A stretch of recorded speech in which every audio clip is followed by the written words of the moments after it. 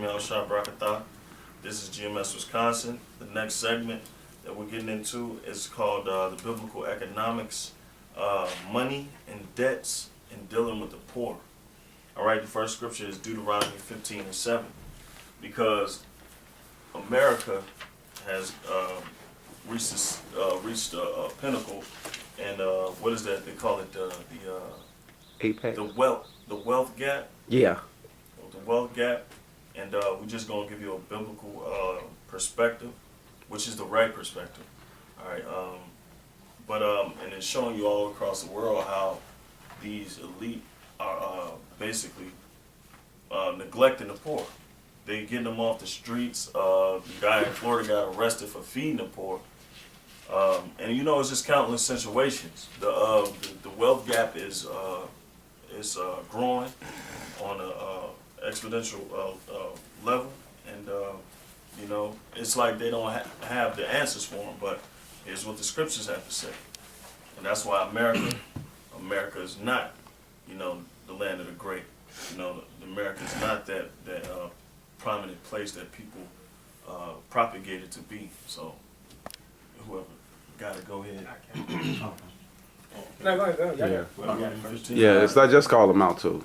Deuteronomy. This is Deuteronomy chapter 15, verse 7. It says, "If there be among you a poor man of one of thy brethren within any of thy gates in the land which the Lord thy power giveth thee." Right. This to America. It's talking to everybody, man. Whether it be Britain, whether it be over there in you know, the Middle East, whether it be over there in Australia, you know, it's talking to you. Go ahead, Don. It says, "Thou shalt not harden thine heart, nor shut thine hand from the poor brother." From thy poor brother, Salaki. Right. So they harden their heart, their mind. What they doing? They want to put them in you know, Detention centers. Yeah. Lock them up. Because their overall view of them is you know, they're undesirables, and they making, you know, this place look bad. Right. LA is the biggest, you know, place. I mean, well, statistically, is it's the you know, the biggest population of poor people. You know, they're not giving them no other alternative. But yeah, go ahead now. It says, verse 8, "But thou shalt open thy hand wide unto him, and shall surely lend him sufficient for his need." Right. So if everything was set up the right way that it's supposed to be, and all them tax dollars went to what? Feeding the poor, instead of, you know what I'm saying, the military industrial complex, you wouldn't have these problems of poor, you know, poor people not being displaced. You wouldn't have those problems. But the way the elites and these Edomites set up their world is that, you know, to lead the bottom man out in the cold, basically. Go ahead. This is in that which he wanted. Yeah, so you're supposed to provide the poor for the things that they want. And sufficient. Yeah, and sufficient for them. So giving them a bag of food and saying that you got to come pick from a pantry and whatever the pantry provide, that's not goddamn sufficient. And then the food be expired when you go and get it. That's not sufficient. That's what they do. Yeah, so that's not sufficient because you're not giving the man enough time to spread his days out with the food. Yeah. Either he eat it now or catch salmonella or E. coli or something. Yeah. What the fuck? That's what they do down the street. This shelter down the street, they do the same thing, man. They had like over like 20 people lined up buying food that's like been out for like, goddamn it, 2-3 weeks. Yeah, man. And you know what? Because the scriptures say you're supposed to not, you know, pick from. You're not supposed to pick all your like it says for instance your vineyards. You're not supposed to pick all the grapes out of your vineyards. So the poor can come and, you know, collect what they, you know. So they won't have to steal, and you don't get the goddamn lock poor people up and keep your criminal justice system running, and then make up some goddamn criminal justice system talking about. I'm gonna leave that alone because I forgot his name. Go ahead, cuz. Okay. I'm about to take off on that shit. It's verse 9.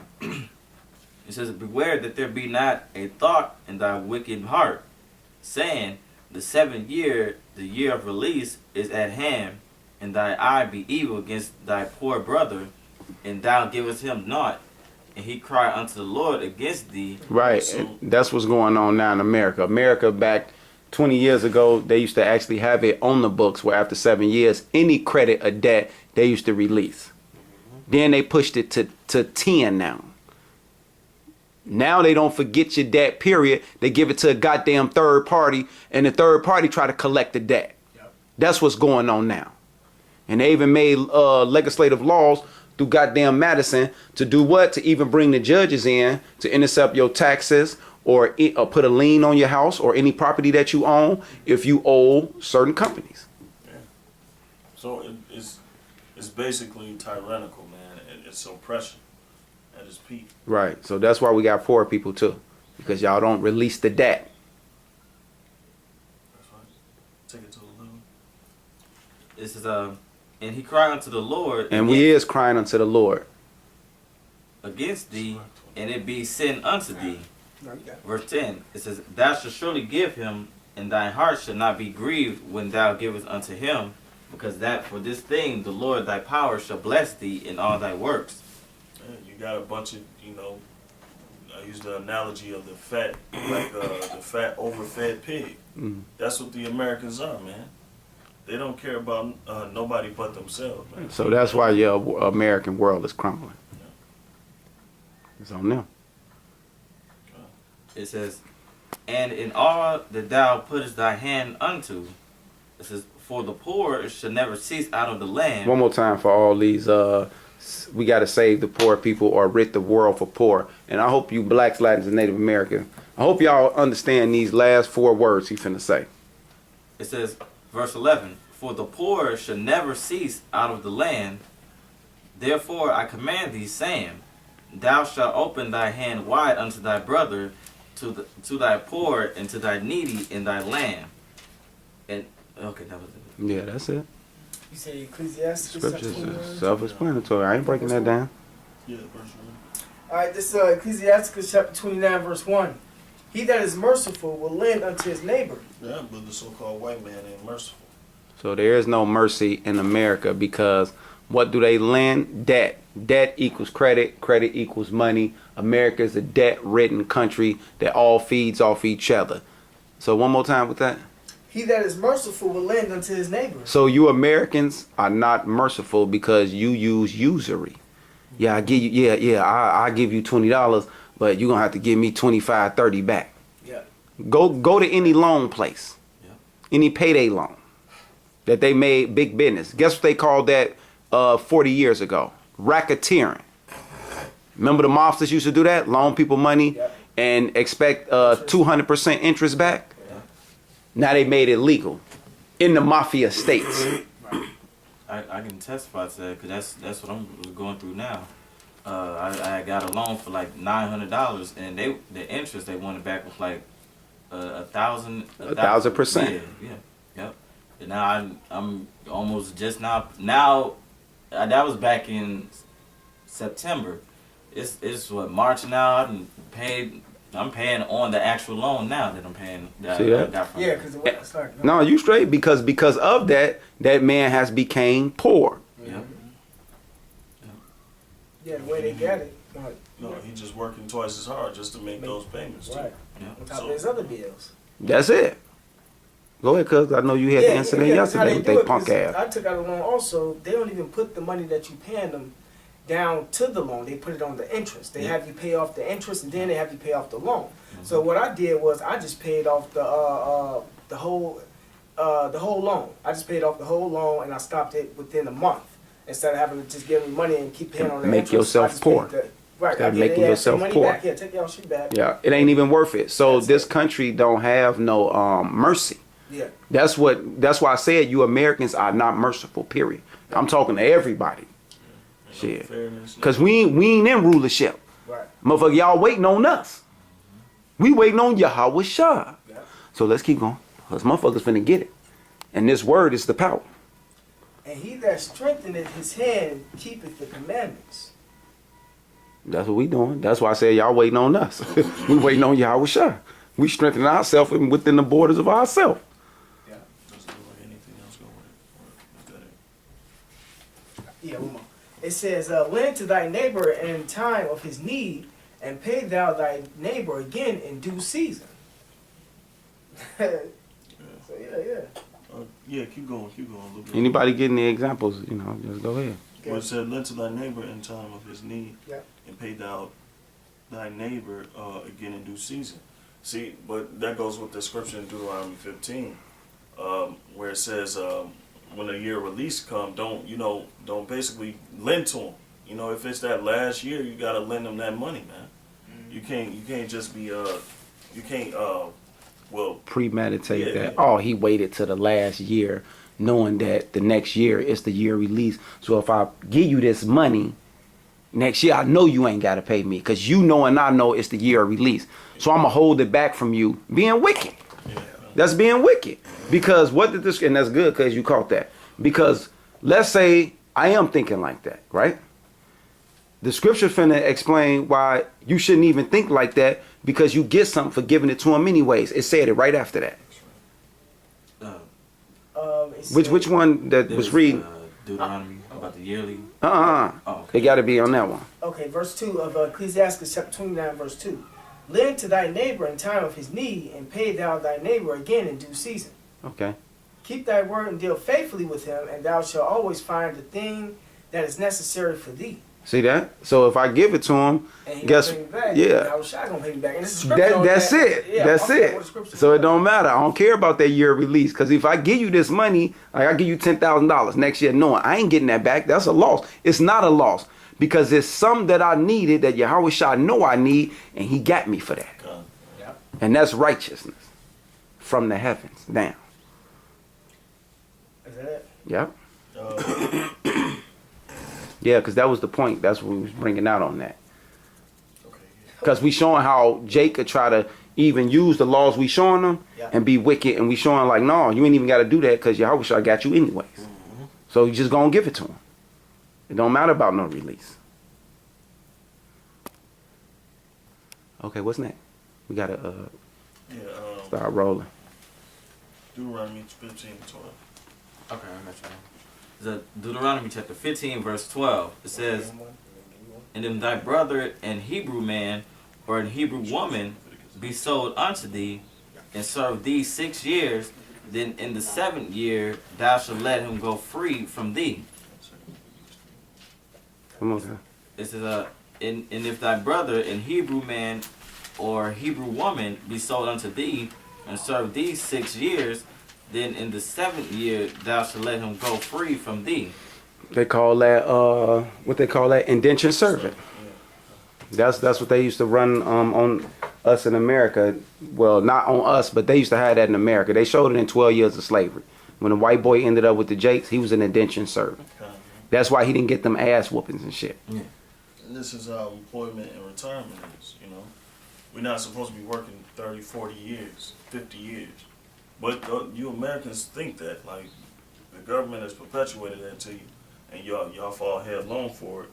So y'all work 30, 40 years banging up your body, and then by the time it comes for retirement, you ain't gonna be able to enjoy it, because you're gonna be damn near, it's gonna be time, for your death. Yeah. By the time, in the scriptures, by the time you 20, let's say you was indentured servant when you was 12, 13 years old, by the time you're 20, you can have a family and settle down. Or you can join the army ranks, which was explained earlier. All right, yeah, you continue. Okay. This is verse 13. "And when thou sendest him out free from thee, thou shalt not let him go away empty." See, and that's what you would call a pension plan.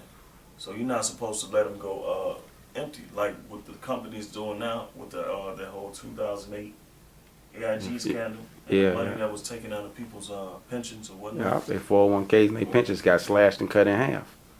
So if you had $2,500 a month come in, they cut you down to $1,500. How you gonna live off? How you gonna take $1,000 from somebody and then tell them, oh well, we don't know what happened? Yeah. This is Unruly, verse 14. "Thou shalt furnish him liberally out of thy flock, and out of thy floor, and out of thy winepress."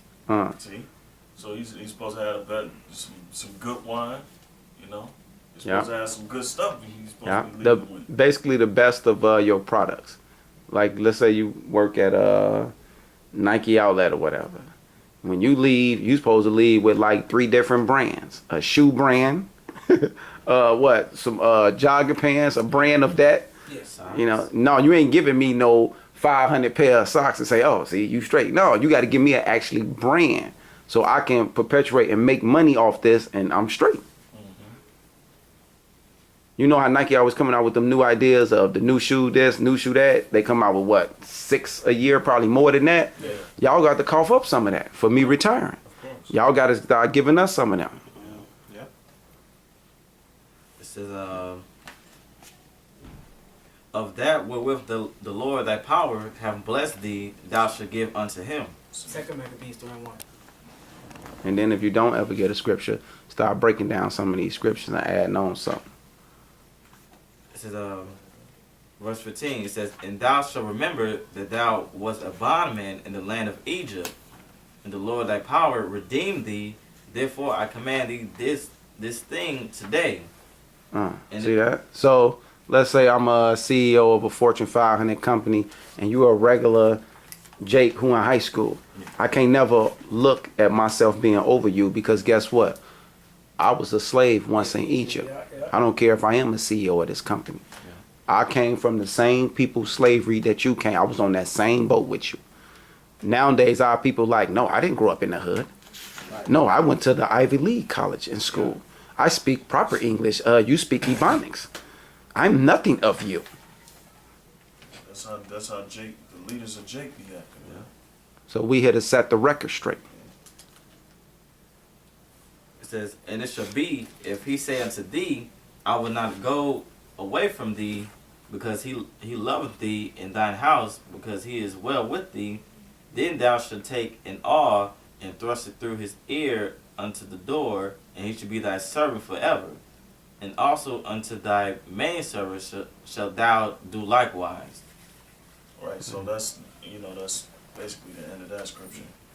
It shows you if you wanna become part of that place for 30, 40 years, you know what I'm saying, you can for the rest of your life. But they honestly don't give you a choice. Either you stick it out for 30, 40 years in America and then retire, and then die soon after you retire. That's how they got it set up.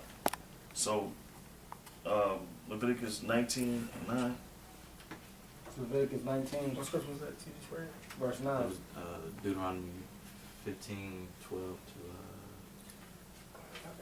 Looking up the word. Yeah. Oh, 12 to 16. And that's when Aaron. I could have sworn. Yeah. That's what I was gonna say. That's why I did like They that. got branded, to show that they was servants. Yeah. So, 12, Yeah. That was a custom. yeah. Yeah. It's Leviticus 19 and verse 9. And when thou reap thy harvest of your land, you shall not wholly reap the corners of thy field. Right. You hear this? I'm sorry, but you hear this? Coca-Cola. What about give me some big major brands? Pepsi. Pepsi. Chiquita Banana. Okay. Who down there in goddamn where they at? Santo. Somewhere in South America. Yeah, they in South America, and they actually killed our brothers on that land to actually keep them bananas coming over here. But they supposed to be reaping the harvest and giving it to the poor of the people. Was that in I know it was El Salvador. Yeah. One of them, El Salvador. Central America. Yeah, one of them parts of Central America where Chiquita Banana from. All they did is came, brung a military, wiped out the protesters and killed them literally, and set up their corporation and started running the bananas and didn't give back to the locals or nobody. So all you Fortune 500 companies that whatever land or fruits and vegetables y'all get into, this scripture's for y'all. And when thou reapest the harvest of your land, thou shalt not wholly reap the corners of thy field, neither shalt thou gather the gleams of thy harvest. See? And that's talking about the money you collect every year. When y'all have y'all little, what they call it, net worth. Yeah. All those proceedings, I say about a third a little bit more of those proceeds are supposed to go to the people that work for you. You know, well, Walmart has it set up where they got certain payouts because of the stock. You can invest in stocks and whatnot. Yeah. You know what I'm saying? But it be chump change. It be 300. You know, you might get $100 extra in your paycheck, but that's nothing. Yeah, 5 years. That's why them central banks collecting 100% of sovereign debt from different countries now, because they know they falling apart, man, with the money thing, man. And thou shalt not glean thy vineyard, neither shalt thou gather every grape of thy vineyard. See?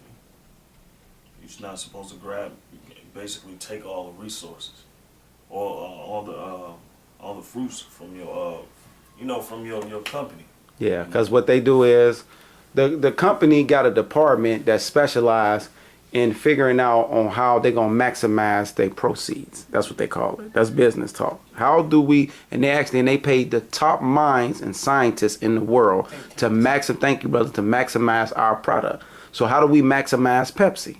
We're going to come up with some type of synthetic from some scientists that it tastes like water and Pepsi, but it's actually not. That we're going to add to the Pepsi so we can decrease us actually wasting our Pepsi product that we put in the Pepsi, so we can save more and grow our proceeds more. You don't supposed to be doing that. You're supposed to be taking all them proceeds and all that scientists and all that and giving that money to the poor. But they trying to give it to the shareholders to maximize the proceeds. And who get kickbacks on that? The CEO get a kickback on that. The managers, the floor leads, all of the management departments. The regular people who do the work, who move the trucks and the boxes and fold them, they don't get none of that. Oh yes, you do. You get a Christmas bonus. That's it. For real, that's where they be coming from. Y'all get them Christmas bonus. That's what they call them. Yeah, Walmart, they did that.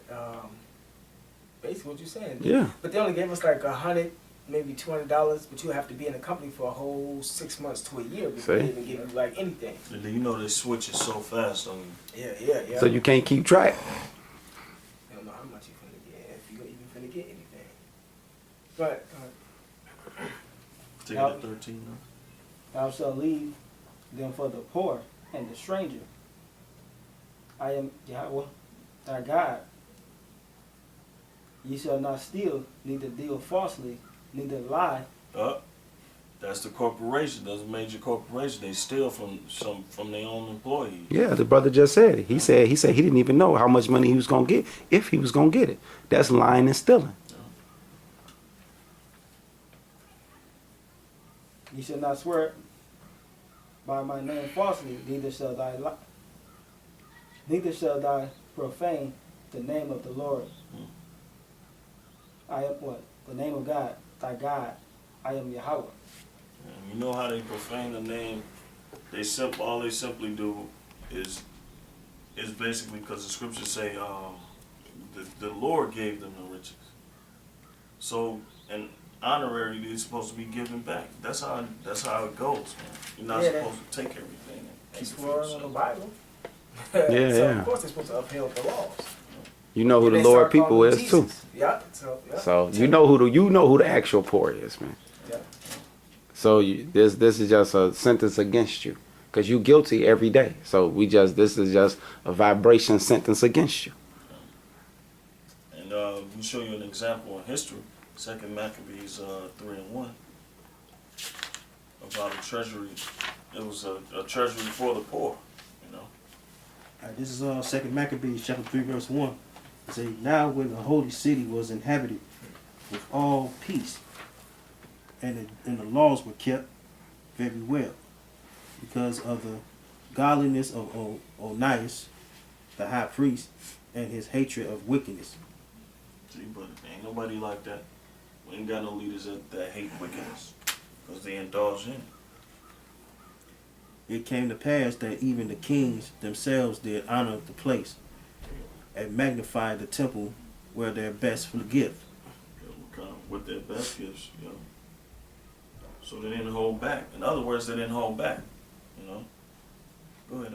It's so much that Seleucus, king of Asia, of his own revenues, bear all the coasts belonging to the service of the sacrifice. But one Simon of the tribe of Benjamin, who was made governor of the temple, fell out with the high priest about this order in the city.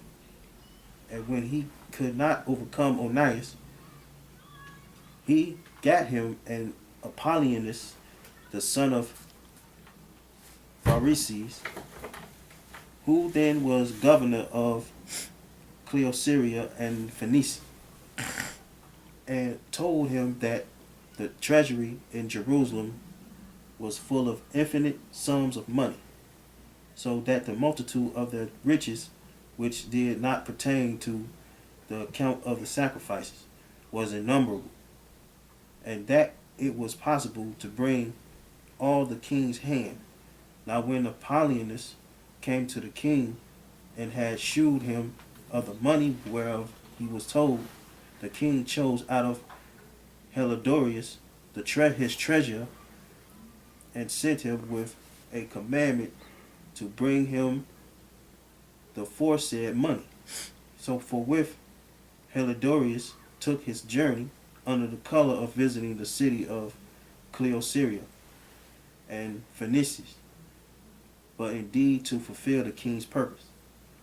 And when he was come to Jerusalem and had been courteously received of the high priest of the city, he told him what intelligence was given of the money